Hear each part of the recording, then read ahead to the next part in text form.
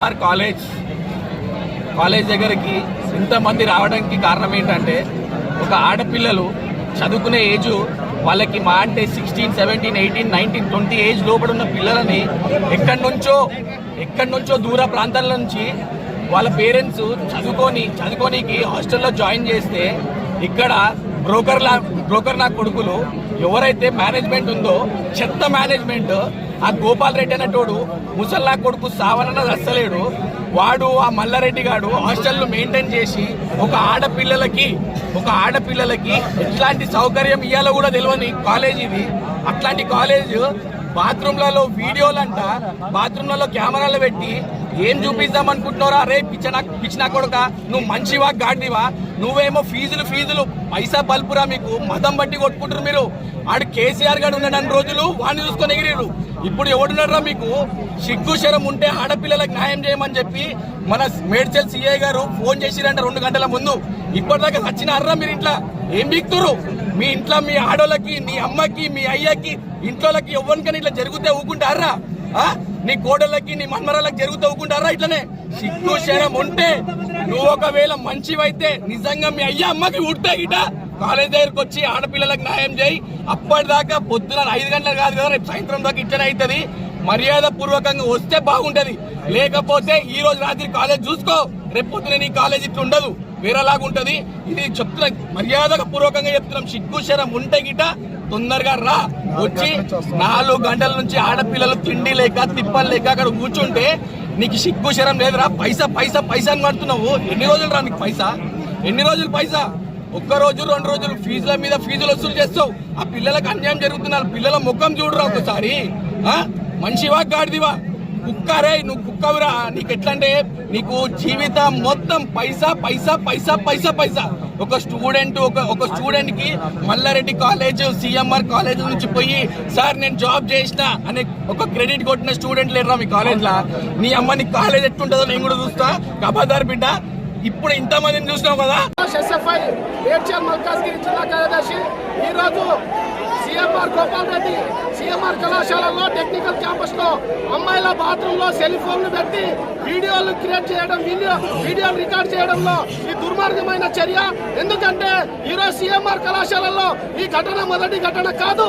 ఇలాంటి ఘటనలు అనేకం జరుగుతున్నా కూడా ఈరోజు సిఎంఆర్ లో చైర్మన్ గోపాల్ రెడ్డి కావచ్చు, అదే విధంగా ఇక్కడ ఉన్న ఐఏఎస్ కమిటీ కావచ్చు, హైయర్ ఎడ్యుకేషన్ కావచ్చు, ఎలాంటి చర్యలు తీసుకోకపోవడం వల్లనే ఈరోజు మీద అమ్మాయిల మీద ఈరోజు అనేక అబద్ధాలు వస్తూ ఉన్నాయి. ఈరోజు సీసీ కెమెరాలు పెట్టడం, సెల్ ఫోన్ రికార్డింగ్ చేయడం, ఇలాంటి దుర్మార్గం పని ఈరోజు సిఎంఆర్ కళాశాలలో జరగడం అంటే ఈరోజు అమ్మాయిలపై లైఫ్ మీద చెలగాటమాడడం. కాబట్టి వెంటనే ఈరోజు సిఎంఆర్ కళాశాల గుర్తింపు రద్దు చేయాలి. అట్లాగే గోపాల్ రెడ్డి వెంటనే అరెస్ట్ చేయాలని చెప్పేసి కూడా ఈ సందర్భంగా డిమాండ్ చేస్తా ఉన్నాం. నాగేష్, ఏబీవీపీ. నిన్న రాత్రి 1:30కు ఈ యొక్క గర్ల్స్ హాస్టల్లో ఆడపిల్లలు స్నానం చేసుకునే టైంలో ఒక వార్డెను ఎవరైతే ఉన్నారో వాళ్ళు వీడియో తీయడం జరిగింది.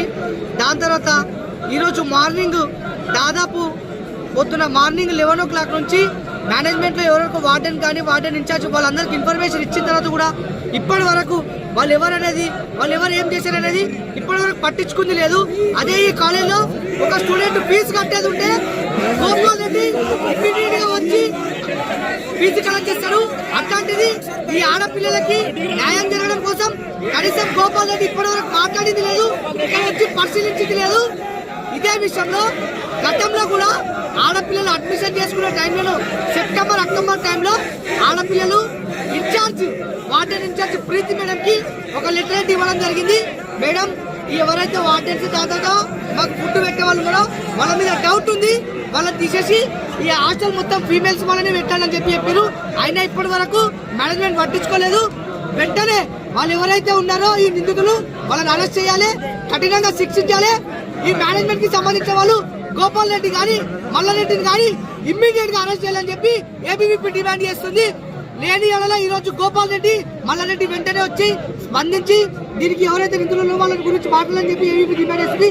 లేని ఎడల రేపు పొద్దున ఏబీవీపీ ఏం చేస్తుందనే చూపిస్తారని చెప్పి ఏబీవీపీ.